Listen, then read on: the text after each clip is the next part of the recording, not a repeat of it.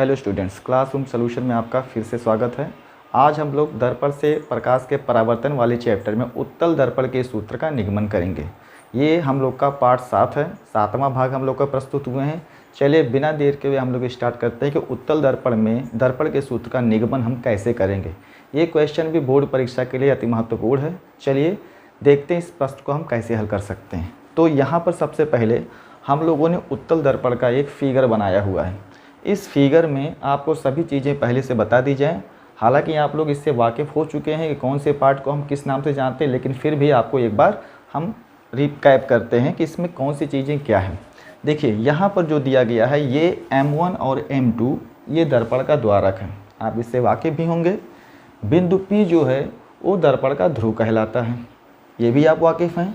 बिंदु F जो है तो वो आपके दर्पण का मुख्य फोकस होगा। बिंदु C जो है वो दर्पण का वक्रता केंद्र है। अब यहाँ से आपको कोई चीज़ें हैं कि ये जो O और O डैश है वो दर्पण से सामने एक वस्तु रखा गया है, वस्तु की लंबाई को हमने O और O डैश से कहा है। तो ये जो डिस्टेंस है PO, ठीक है, आप ध्यान देंगे PO ये दर्पण से वस्तु की दूरी है और ये बाईं तरफ होने की वजह से इसको हम लिखेंगे -U में। अब यहाँ पर है PF, तो PF जो है आप यहाँ से ध्यान देंगे PF दर्पण के ध्रुव और मुख्य फोकस के बीच की दूरी दर्पण की फोकस दूरी होती है, इसलिए हम इसको F से करेंगे। और उत्तल दर्पण की फोकस दूरी दर्पण के दाईं तरफ निर्देशांक ज्यामिति के अनुसार इसको हम +F में रखेंगे। दूसरी चीज़ आप देखेंगे P से लेकर C तक की दूरी वो आपकी वक्रता त्रिज्या होती है, इसलिए हम इसको R से दिखाएंगे, ये भी पॉजिटिव होगा। और सबसे बड़ी चीज़ आपको देखना है कि ये जो P और I है ये दर्पण से जो दर्पण के ध्रुव से जो बना हुआ प्रतिबिंब है PI प्रदर्शित हो रहा है, तो PI जो है वो दर्पण के पीछे अर्थात दूसरी तरफ बन रहा है, तो ये भी पॉजिटिव में V के रूप में दिखाया गया है। तो ये सारी चीज़ें आपको दिखाई गई हैं। अब यहाँ पर ये जो आपकी किरणें हैं, तो देखिए वस्तु जो है वहाँ से किरण निकल रही है O'A, ये दर्पण के परावर्तक तल बिंदु A से टकराती है और फिर परावर्तित हो जाती है। लेकिन ये प्रतीत हो रहा है कि ये दर्पण के मुख्य फोकस से आती हुई प्रतीत हो रही है, ठीक है, ये परावर्तन का नियम है। दूसरा परावर्तन का नियम हम लोगों ने यहाँ पर लागू किया है कि ये O' से ये किरण टकराती है दर्पण के परावर्तक तल बिंदु B से और आभास देता है कि ये जो किरण है वो वक्रता केंद्र से वापस रिटर्न होकर आ रही है। इसका मतलब ये हो गया कि जब कोई प्रकाश की किरण वक्रता केंद्र की तरफ जाती है या उसकी तरफ जाती हुई प्रतीत होती है तो वो उसी मार्ग से वापस लौट जाती है। परावर्तन के दोनों नियम हम लोगों ने यहाँ पर लगा दिया। अब फिर हम लोगों ने क्या किया है, बिंदु A से मुख्य अक्ष पर एक लंब AN निरूपित कर दिया। चलिए अब हम स्टार्ट करते हैं कि हम किन दो त्रिभुजों को लेंगे, समरूपता का प्रदर्शन करेंगे और उसके बाद हम यहाँ पर चिन्हों को दिखाएंगे। चलिए सबसे पहले हम स्टार्ट करते हैं एक बड़े त्रिभुज O' और C में। ध्यान से देखिएगा O' और C में, तो हम यहाँ पर सबसे पहले सेलेक्ट करेंगे त्रिभुज O', अब इसके लिए हम लोग दूसरा त्रिभुज लेंगे जो आपको इसमें दोनों त्रिभुज लेना है OC और फिर I' में, OC I' में, ये हमारे दोनों त्रिभुज हैं। OO' क्या है, वस्तु की लंबाई है। I' क्या है, प्रतिबिंब की लंबाई है, ठीक है। देखेंगे दोनों किरणें जो परावर्तित किरणें हैं जहाँ प्रतिच्छेद करती हैं वहाँ पर प्रतिबिंब बनेगा। ये प्रतिबिंब दर्पण के दूसरी तरफ बना हुआ है अर्थात वो आभासी है और सीधा है। तो यहाँ पर हम लोगों ने जब इन दोनों त्रिभुजों में कंपैरिजन किया तो ये समकोणिकता का प्रदर्शन कर रही हैं। देखिए यहाँ पर बिंदु O पर जो कोण बन रहा है और बिंदु I पर कोण बन रहा है वो 90 अंश की वजह से बराबर हैं। और दूसरा चीज़ आप देख रहे हैं OC में और I' में जो कोण C है वो हमारा क्या है, उभयनिष्ठ है। तो ये कोण और कोण जो आपकी समरूपता के नियम है, इस वजह से ये दोनों त्रिभुज आपस में क्या होंगे, समरूप होंगे। तो यहाँ पर सबसे पहला चीज़ आप देखेंगे OC में ये आपके दोनों त्रिभुज जो हैं वो समरूप हैं, ठीक है। तो यहाँ सबसे पहले हम देखेंगे, यहाँ अगर ध्यान से देखेंगे तो आप कोशिश करिएगा OO', देखिए एंगल O'OC ये इक्वल होगा एंगल I' और C के, इसमें से ये आपका जो प्रत्येक कोण है वो कितने डिग्री का है, 90 डिग्री का है। दूसरा कोण जो यहाँ पर दिया गया है ओ डैश सी और ओ में है, ठीक है। ये जो हमारा बराबर होगा आई डैश सी और आई डैश सी और आई, ये जो हमारा है ये हमारे हैं उभयनिष्ठ हैं। तो इसका मतलब एंगल की वजह से, एंगल समरूपता की वजह से ये दोनों त्रिभुज हमारे हो गए समरूप। Hence triangle O dash C similar to triangle I dash C. इस वजह से अब जब दो त्रिभुज आपस में समरूप होते हैं तो उनकी भुजाओं का अनुपात समानुपाती होता है। तो यहाँ पर हम ध्यान देंगे ओ डैश, इसका अनुपात होगा I dash, O dash I और आई डैश, या तो इसको बराबर कर दीजिए, ठीक है। अब आप दूसरे त्रिभुज में आप देखेंगे कि और कौन सी भुजा बराबर है, तो यहाँ पर आप देखेंगे ये जो ओ सी है, ओ से लेकर कहाँ तक की दूरी सी, ओ और सी, तो इसी प्रकार ये बराबर होगा आई और सी के, ओ से लेकर सी और दूसरे त्रिभुज में आई से लेकर सी तक। ये हमारा हो गया समीकरण नंबर 1, ठीक है। अब बारी आई है, दो त्रिभुजों को तो हम लोगों ने सिलेक्ट कर लिया। अब बाकी जो दो त्रिभुज लेने हैं वो कौन से दो त्रिभुज हैं, तो अब की बार आप ध्यान देंगे हम लोग पुनः जाएंगे त्रिभुज ANF, त्रिभुज AN जो लंब खींचा था और ये हो गया आपका ANF, और त्रिभुज I डैश I और F में, I डैश I और F, ये आप त्रिभुज देख रहे हैं, ये इतनी दूर में देखिए ANF I डैश I और F। इसमें देखेंगे कोण N और कोण I, इसमें प्रत्येक 90 अंश का है। आप देखेंगे angle ANF is equal to angle I dash I and F, ये प्रत्येक 90 अंश की वजह से आपस में क्या है, बराबर हैं। दूसरा कोण आपको दिया गया है, और कौन सा कोण बराबर हो सकता है, इसमें कोण F जो आपका है वो उभयनिष्ठ है, मतलब हम इसमें कह सकते हैं कि एंगल A, अब हम जाएंगे F और N is equal to angle I dash F and I, ये जो दोनों एंगल हैं ये हमारे हैं उभयनिष्ठ, ठीक है। तो अगर ये दोनों कोण आपस में बराबर हो चुके हैं तो एंगल समरूपता का नियम यहाँ फिर लागू हो गया। तब हम कह सकते हैं कि इसलिए triangle ANF similar to triangle I dash I and F, ठीक है। इस वजह से अब कौन सी चीज़ें हमारी बराबर हो गई, आप यहाँ पर करेंगे AN का अनुपात I डैश I के साथ होगा, और फिर आपका NF का अनुपात छोटे वाले त्रिभुज IF के साथ होगा। दिस इज इक्वेशन नंबर 2, ठीक है। लेकिन अब आप ध्यान देंगे इन दोनों इक्वेशन में, इक्वेशन नंबर 1 और इक्वेशन नंबर 2 में ध्यान से देखिएगा, ये जो AN दूरी है वो बराबर हो गई, AN दूरी है वो बराबर है OO डैश, सेम है।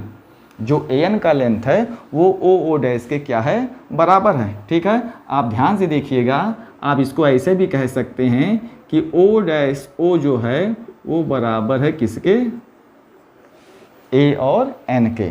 तो अगर हम इक्वेशन नंबर 2 में AN के जगह पे O डैश O भी रख सकते हैं, तो आप लिखेंगे इसलिए समीकरण 2 से AN के जगह पर हमने लिख दिया O डैश और upon I dash I is equal to NF upon IF। This is equation number 3, ठीक है। अब आप देखेंगे इक्वेशन नंबर 1 और इक्वेशन नंबर 3 को जरा हम देख लें। इक्वेशन नंबर 1 में लेफ्ट हैंड साइड भी और राइट हैंड साइड आपस में क्या हैं, बराबर हैं। तो आप यहाँ पर लिख सकते हैं समीकरण 1 व 3 से हमको 2 पक्ष मिल गए हैं, OC/IC is equal to NF/IF। ठीक है, ये हो गया हम लोगों का इक्वेशन नंबर 4। क्यों? देखिए, बायां पक्ष इक्वेशन नंबर 1 में और इक्वेशन नंबर 3 में दोनों पक्ष बराबर हैं, तो दाहिने पक्ष भी आपस में क्या हो सकते हैं, बराबर होंगे। तो चलिए, हमको इक्वेशन नंबर 4 मिल चुका है। अब आप ध्यान देंगे NF, यहाँ पर आपको ध्यान देना है कि जो NF है वो लगभग PF के बराबर होगा। NF की दूरी वो लगभग किसके बराबर होगा, P होगा। और वो कब संभव होता है कि जब दर्पण का द्वारक छोटा होता है, तो ये बिंदु A लगभग P के निकट हो जाएगा। ठीक है, तो इसलिए जब दर्पण का द्वारक छोटा होगा तो अब आप कह सकते हैं यहाँ पर, परंतु NF जो होगा वो बराबर होगा किसके, PF के, और वो भी लगभग में। तो हमको क्या मिल गया, अब हम इसको परिवर्तन कर सकते हैं। अब हम यहाँ से इसको चेंज करेंगे। ठीक है, इक्वेशन नंबर 4 में हम इसको चेंज करते हुए करेंगे कि क्या अब हम इसमें थोड़ा सा परिवर्तन कर सकते हैं। ध्यान देंगे, इक्वेशन नंबर 4 को हम यहाँ पर मेंशन करते हैं। देखिए, OC/IC is equal to NF/IF।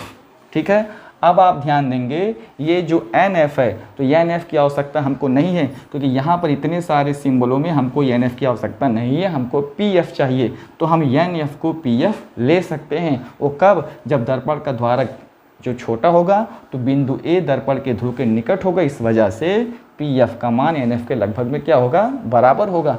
तो हम इसको लिख सकते हैं OC/IC इज इक्वल टू, ये होगा आपका PF/IF। ठीक है, अब यहाँ पर हमको क्या करना है, इसमें ओरिजिनलिटी में UVF का वैल्यू प्लेस करना पड़ेगा। ठीक है, अब यहाँ पर मेन चीज़ यहाँ पर आपको ध्यान देना है कि ये जो OC/IC PF/IF निकला हुआ है, अब हम इसको परिवर्तन कर दें UV और F में, क्योंकि हमको UV और F में रिलेशन भी निकालना है। तो सबसे पहले आप देखेंगे OC, O से लेकर C तक का डिस्टेंस, जो O से लेकर C तक का डिस्टेंस है वो 2 पार्ट में बटा हुआ है। देखिए, इसको हम लोग क्या लिखेंगे, OC मीन्स PO और प्लस PC। PO और PC को जब हम जोड़ेंगे तो ये पूरा डिस्टेंस हमारा होता है OC। चलिए, अब हम अपान करेंगे I से लेकर C तक की दूरी, I से लेकर C तक की दूरी, ये हमको कब मिलेगा, जब हम PC मतलब फुल लेंथ में जाएंगे। PC से लेकर हम PF की दूरी को क्या कर दें, घटा दें। ठीक है, ध्यान दीजिएगा, सबसे पहले कौन सी दूरी है, आपको दूरी निकालना I से लेकर C तक की दूरी। तो हम क्या करेंगे, P से लेकर PI तक माइनस कर देंगे, P और I, तब जाके आपको मिलेगा I और C। ध्यान दीजिएगा, ये दूरी P और C, इसमें से हमको केवल I और C चाहिए, तो हमने इस दूरी को यहाँ से माइनस कर दिया, PC minus P and I। ठीक, इस तरीके से अब हम चलते हैं PF की हमें आवश्यकता है, तो PF में नो चेंज करेंगे, PF को PF की तरीके से लिख देंगे, और I और F। अब ज़रा हम IF को ध्यान से देख लें कि IF को हम परिवर्तन कैसे करेंगे। अब ये IF का जो वैल्यू है, ठीक है, I और F, ये छोटा सा वैल्यू I और F, इसके लिए हम क्या करेंगे, अगर IF का वैल्यू जानना होगा तो हम अगर PC से लेकर, ध्यान दीजिएगा, कहाँ से लेकर, PC से लेकर हमको ये वैल्यू चाहिए, तो P से लेकर कहाँ तक का वैल्यू, C तक, और उसमें से हमको केवल IF का वैल्यू निकाल देना है। तो सोचिए, IF का वैल्यू किसको निकालने से आप माइनस करेंगे, तो PC पूरा वैल्यू, आपको केवल इतना छोटा सा वैल्यू बचा लेना है। तो आप इसको 2 तरीके से भी कर सकते हैं, या तो PF करिए, ठीक है, इसको आप छोटा भी कर सकते हैं, आप केवल यहाँ तक वैल्यू निकालिए, ये इसको आप लिख सकते हैं PF, क्योंकि PF तक में आपको IF मिलेगा, तो यहाँ आप लिखेंगे PF, अब उसमें से आप माइनस कर दीजिए P एंड I। जब PF से PI आप माइनस करेंगे तो आपका ये हिस्सा बच जाएगा I और F। इस तरीके से हमने उसको बांट दिया। अब हम यहाँ से इन संकेतों में खोजेंगे कौन सा चीज़ कौन सा संकेत किस रूप में है। PO वस्तु की दूरी है, इसके स्थान पर हम लिखेंगे -u। अब प्लस लिखेंगे, P और C हमारा वक्रता त्रिज्या r है और वक्रता त्रिज्या r को हम फोकस दूरी के रूप में 2f भी लिख सकते हैं। तो हमने यहाँ पर लिख दिया 2f। PC की दूरी क्या है, r है, इसके जगह पे हम क्या लिख सकते हैं 2f। सिंबल है माइनस, PI तक की दूरी v है, तो यहाँ पर हम लिखेंगे v। PF की दूरी, ये हमारा फोकस दूरी है, f लिखेंगे। PF की दूरी, ये हमारा f है, f लिखेंगे। माइनस PI की दूरी, ये v है, v लिख देंगे। देखिए आसानी से हम लोगों ने कर लिया। अब हम यहाँ पर क्या करेंगे, यहाँ पर हमको करना है क्रॉस मल्टीप्लाई। क्रॉस मल्टीप्लाई करेंगे तो ये जो आपके फ्रैक्शन वाले रूप में है, ये सिंबल आपका बदल जाएगा। मतलब हम इस न्यूमरेटर अंश का मल्टीप्लाई यहाँ डिनोमिनेटर मतलब हर से कर देंगे। चलिए स्टार्ट करते हैं। सबसे पहले -u का मल्टीप्लाई पॉजिटिव में f के साथ करेंगे तो -uf, माइनस का मल्टीप्लाई माइनस में होगा प्लस, इसको हम लिखेंगे ub। प्लस 2f का मल्टीप्लाई f में करेंगे तो प्लस 2f स्क्वायर, और यहाँ पर होगा plus into minus minus 2v and f।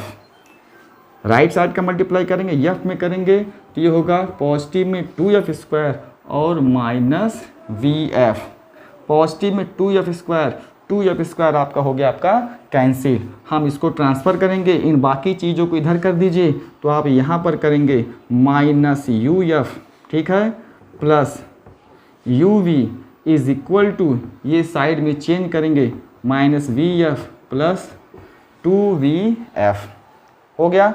फिर हम लोग यहाँ पर क्या करेंगे, ये यहाँ पर थोड़ा सा सॉल्व करते वक्त आप ध्यान देंगे कि minus uf plus uv is equal to vf। Minus v, sorry यहाँ पर जो v हम लोगों ने लिखा हुआ है, यहाँ पर देखिए माइनस v और f है, तो देखिए plus 2vf minus 1vf is equal two plus v इन और f। अब हम क्या करेंगे, uv को यहीं छोड़ देते हैं और बाकी के पक्षों का पक्षांतर करेंगे तो uv is equal to vf plus uf, vf plus uf। अब आप ध्यान देंगे, पहले जो हम लोगों ने पार्ट 6 में पढ़ा था, इतना सब करने के बाद हम क्या करते हैं कि हर एक पक्ष में uvf से डिवाइड करेंगे। तो देखिए यहाँ पर आपका चीज़ दिया गया होगा uv, इसको हम डिवाइड करेंगे uvf से। यहाँ पर हमारे पास है vf, डिवाइड करेंगे uvf से, प्लस यहाँ पर हमारे पास है uf, इसको डिवाइड करेंगे uv एंड f से। देखिए uv हो गया कैंसिल, हमारे पास है 1/f। vf हो गया आपका कैंसिल, हमारे पास है 1/u, प्लस यहाँ से uf कैंसिल हो गया, हमारे पास है 1/v, जिसको हम लिख सकते हैं 1/v प्लस 1/u 1/f। ठीक है, देखिए कितनी आसानी से हम लोगों ने दर्पण के उत्तल दर्पण के सूत्र का निगमन कर लिया।